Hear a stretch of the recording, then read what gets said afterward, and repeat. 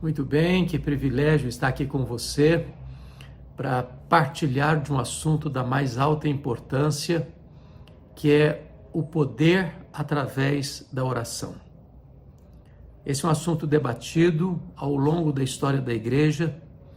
Algumas pessoas pensam que a oração não muda nada, não muda pessoas, não muda circunstâncias. E hoje eu gostaria de tratar desta matéria afirmando para você que a oração nas mãos de Deus sim muda pessoas e circunstâncias. Eu não creio que a oração tenha poder em si mesma.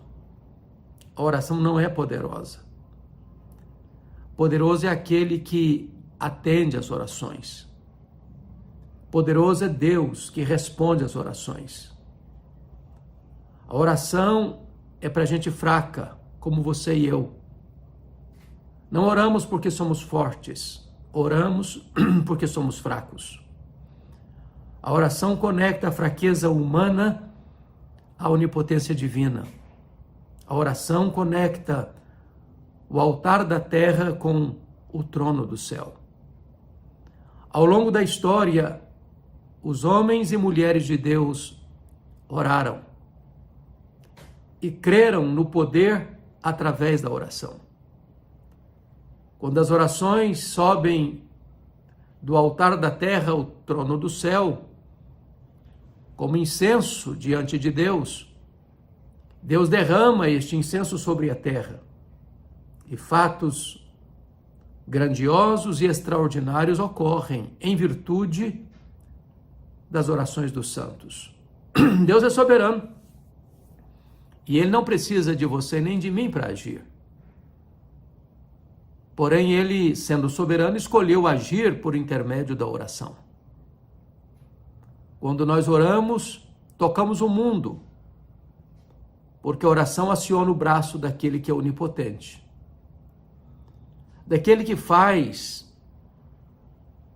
e ninguém pode impedir a sua mão de fazê-lo. Deus responde a oração e é por isso que Tiago, capítulo 5, nos informa que muito pode, por sua eficácia, a súplica do justo. A Bíblia diz que Abraão foi um homem de oração e ele intercedeu por Ló e sua família. E quando Deus estava destruindo Sodoma e Gomorra, Deus lembrou-se de Abraão e poupou Ló e suas filhas. A Bíblia diz que Isaac foi um homem de oração e ele orou 20 anos para Deus curar Rebeca da esterilidade e Deus ouviu sua oração. A Bíblia nos informa que Jacó foi um homem de oração. E no Val de Jaboque, lutando com Deus, o Senhor ali muda a sua história, a sua vida, o seu nome. E ele então, sendo pai das 12 tribos de Israel, vai ser um homem que marcará a história da humanidade. Moisés foi um homem de oração. E Deus poupou a nação de Israel em virtude da intercessão de Moisés. Ele foi o grande libertador, o grande legislador e o grande intercessor.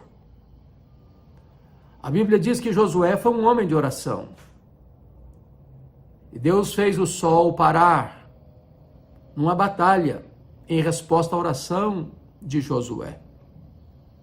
Um homem guerreiro, valente, destemido, mas um homem que acreditava no poder através da oração. Aqueles que vieram na esteira destes foram homens de oração. Podemos mencionar aqui a história de Samuel, ele que foi filho de uma mulher, Ana, que era uma mulher de oração. Ela era estéril e ela orava e chorava diante de Deus, e Deus ouviu a sua voz e ela concebeu. E foi mãe daquele que nós conhecemos como o maior profeta, sacerdote e juiz desse período, um homem que chegou a dizer para o povo de Israel: longe de mim pecar contra Deus, deixando de orar por vós. Ele foi um homem de oração. Ele colocou a causa de Israel tantas vezes na presença de Deus. Davi, o rei ungido por Samuel, foi um homem de oração, que enfrentou grandes lutas, grandes batalhas, contra um urso, contra um leão, contra o gigante Golias, contra exércitos filisteus, contra Saul, seu sogro. E em todas essas pelejas e em todas essas refregas, Deus lhe deu vitória em resposta à oração. Você vai encontrar homens de Deus que se dedicaram à oração.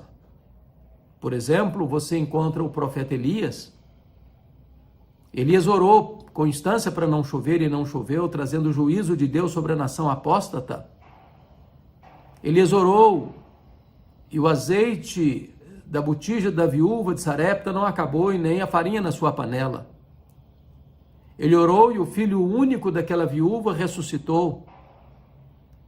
Ele orou e fogo caiu do céu e a nação gritou: só o Senhor é Deus, só o Senhor é Deus, só o Senhor é Deus. Elias orou e as torrentes abundantes caíram sobre a terra, torrentes restauradoras.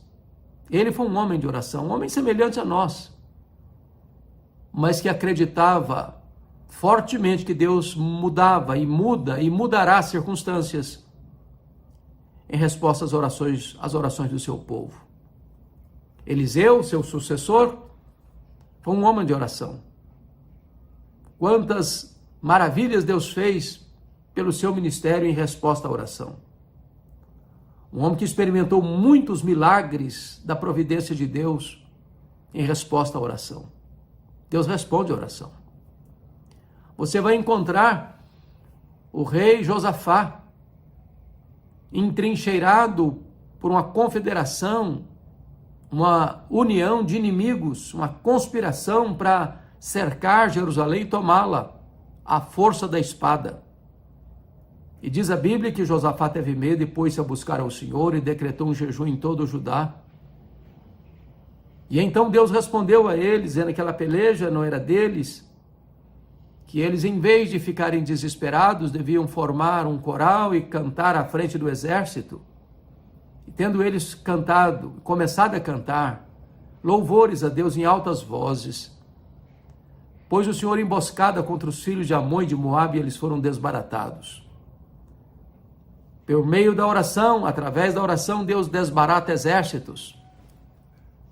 Por meio e através da oração, Deus cura os enfermos, Deus liberta os cativos, Deus triunfa na batalha.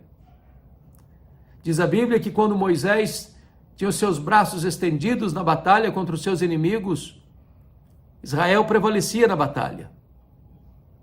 Deus responde, Deus age, Deus intervém, Deus muda o placar do jogo, Deus vira a mesa da história.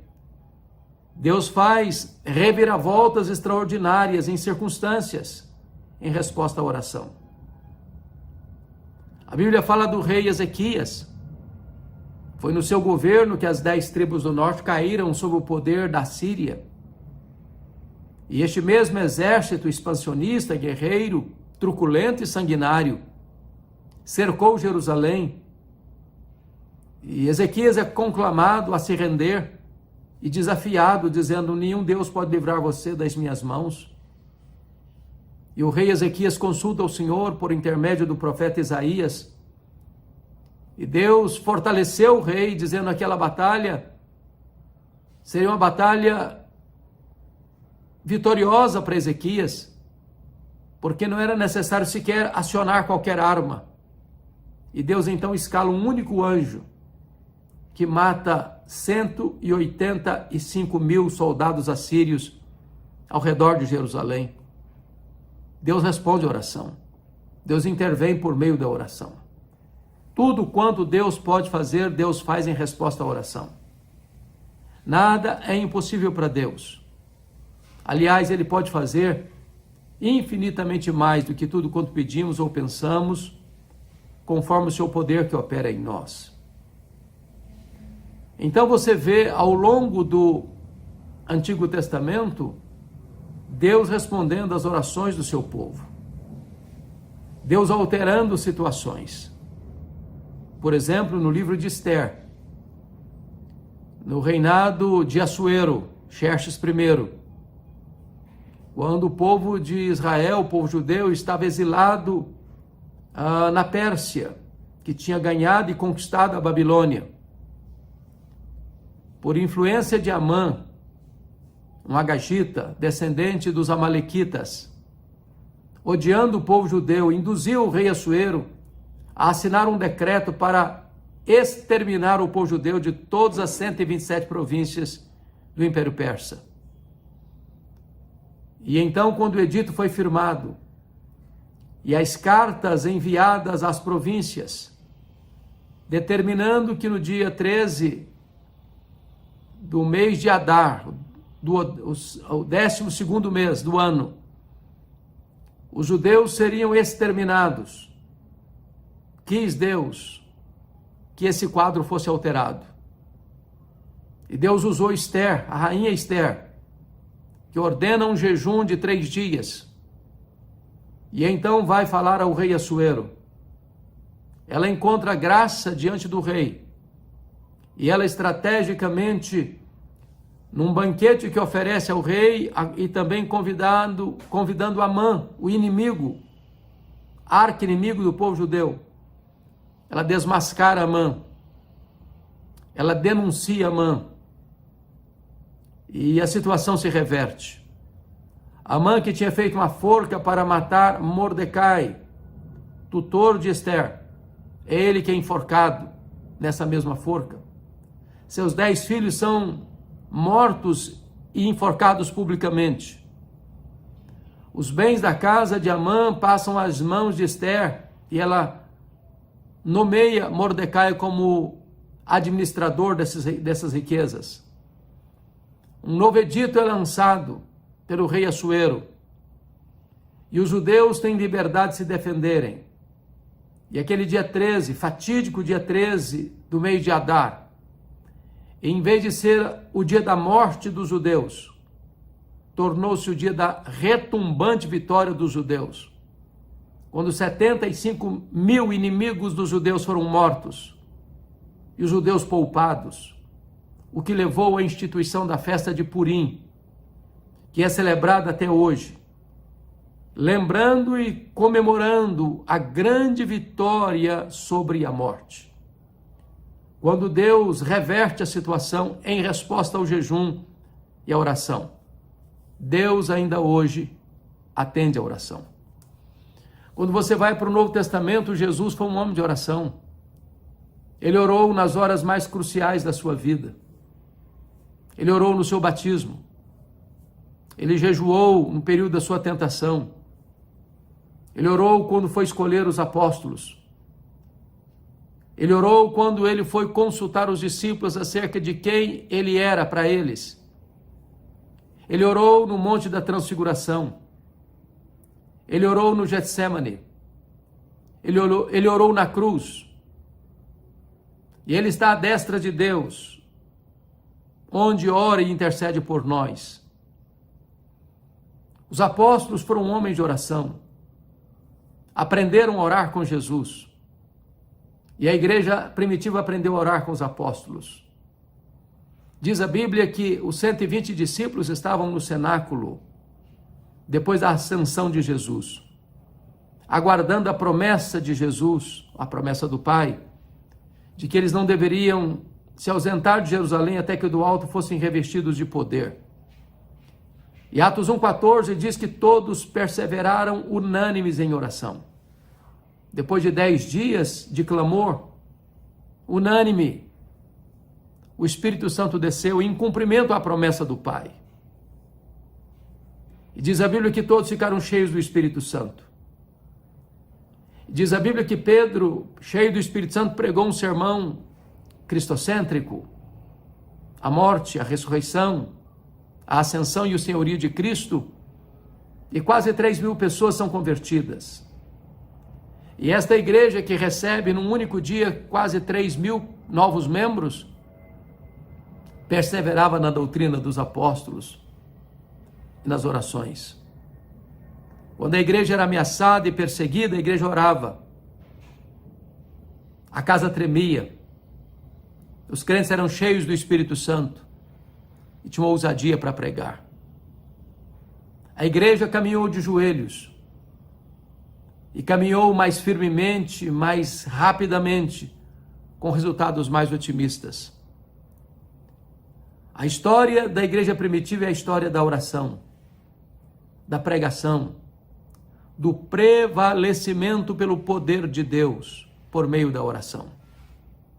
Pedro foi um homem de oração. João foi um homem de oração. Paulo foi um homem de oração. O maior teólogo, o maior evangelista, o maior missionário, o maior plantador de igrejas da história do cristianismo. Ele foi um homem de oração. Ele orava sem cessar, preso ou em liberdade, doente ou com saúde, em paz ou perseguido, em quaisquer circunstâncias, ele era um homem de oração. Essa obra precisa ser resgatada.